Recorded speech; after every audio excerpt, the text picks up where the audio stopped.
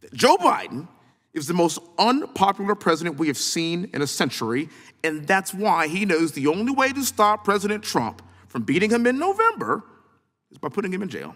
Man, let me know your thoughts in the comments down below as we have Wesley Hunt grilling the FBI Director Christopher Wray on the double standard of the treatment of Hillary Clinton, Joe Biden, Hunter Biden compared to former President Donald Trump. He says it's night and day and it's totally unfair.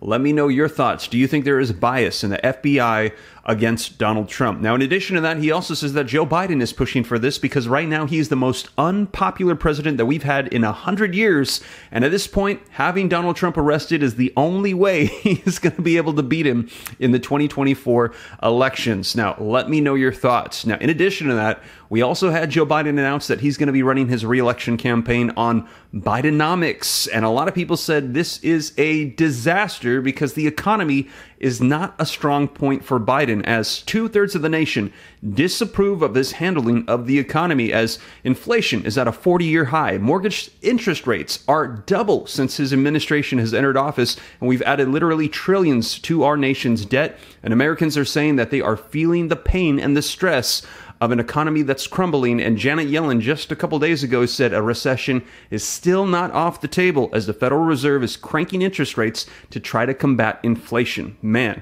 let me know your thoughts in the comments down below. Now, in addition to that, I've been keeping you up to date on stimulus, the economy, Congress, so that way you know what's going on, and stick around to the end because I let you know we heard there might be some good news coming for Social Security. A little bit more on that at the end, but let's take a look at this video footage. Let me know your thoughts in the comments down below, and before we do, smash that like button for me if you appreciate the updates. Hit subscribe to stay up to date. It's totally free. And with that being said, you guys, let's go ahead and dive right in. A recent poll found that 37% of Americans have a positive view of the FBI. And that's from an NBC poll. I wouldn't exactly call that right media propaganda, and I think I know why. Here's what the American people know and believe about the FBI today, sir. If you are a Trump, you'll be prosecuted. If you are a Biden, you'll be protected. And the American people that I represent are sick and tired of this double standard. It seems like every single hearing that we have in this room, we talk about the two-tiered justice system of Biden's DOJ and the FBI, and as we were talking earlier, here we are again. President Trump endured an unprecedented raid at his home in Mar-a-Lago. President Biden's home, however, was respectfully browsed. President Trump is facing up to 400 years in federal prison for allegedly being in possession of classified documents he obtained as the commander-in-chief of these United States of America. And meanwhile, President Biden is facing no charges for the classified documents he had held at his time as a senator and a vice president, not the president of these United States of America. And last I checked, he had no legal authority to declassify those documents. Assuming President Trump was in possession of said classified documents, would those documents be more secure, surrounded by Secret Service at Mar-a-Lago, or in a box, in a garage, behind your Corvette? You know the answer to that question. Question for you, sir. What can you tell us about the status of the FBI's investigation of President Biden's classified documents found next to his Corvette in Delaware and those found at the Penn Biden Center? Do we have an update on that, sir? What I can tell you is that there is an ongoing special counsel investigation led by Mr. Robert Hur, and we have FBI agents affiliated with it, working on it, working very actively and aggressively with him on that case. I obviously disagree with your description of the two standards. In my view, at least under my watch, we have one standard. Okay. And that is we're going to pursue the facts wherever they lead, no matter who likes it. And I add that last part because especially in sensitive investigations, almost by definition, somebody's not going to like it. So I understand, and that's actually why I led with the sentiment of the American people. I understand that's your sentiment. So I do want to finish this. So I want everybody to talk about this dichotomy that we have seen. I get your point, sir, but that's just not what we see as the public, as we the people. We see one case being fast-tracked and one case being slow-walked. We see one president's home being raided, the other president's home being kindly searched. You have one government agency, the Secret Service, protecting the former president and his home, and another government agency, the FBI, raiding the same home. Now, to me, sir, that's tragically ironic. And we expect more from a functional constitutional republic, and these things shouldn't be happening.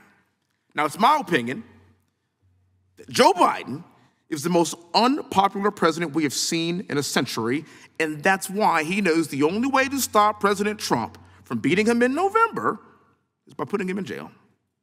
You talked about this, Mr. Fry.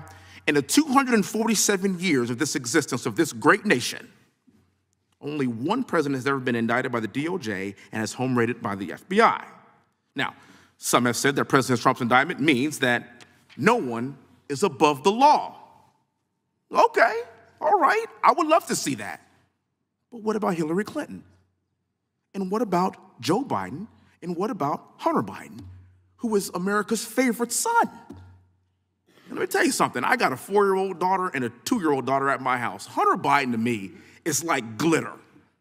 He is on everything, and you cannot get rid of him. And yet nothing is going to be done about this.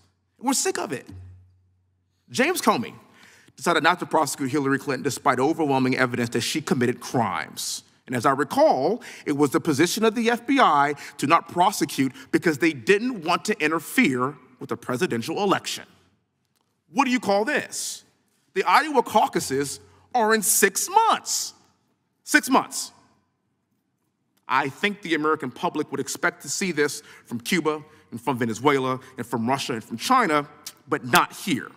The people expect us to have blind justice. They expect equal justice under the law. It is not the job of the DOJ or the FBI to prosecute Joe Biden's top political opponent, who is leading in every single primary poll, and the Iowa caucuses are in 6 months. Let the people decide. It's our job to uphold the Constitution. As a West Point grad and military veteran, this is the Constitution I give my life to protect, and I expect us all to uphold it likewise. Thank you so much for being here.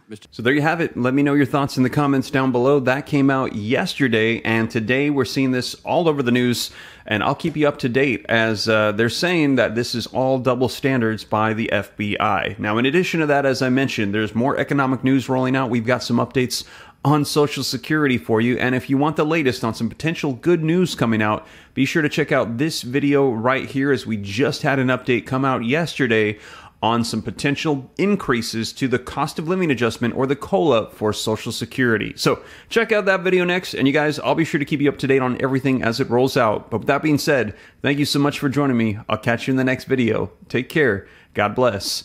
This is Steve.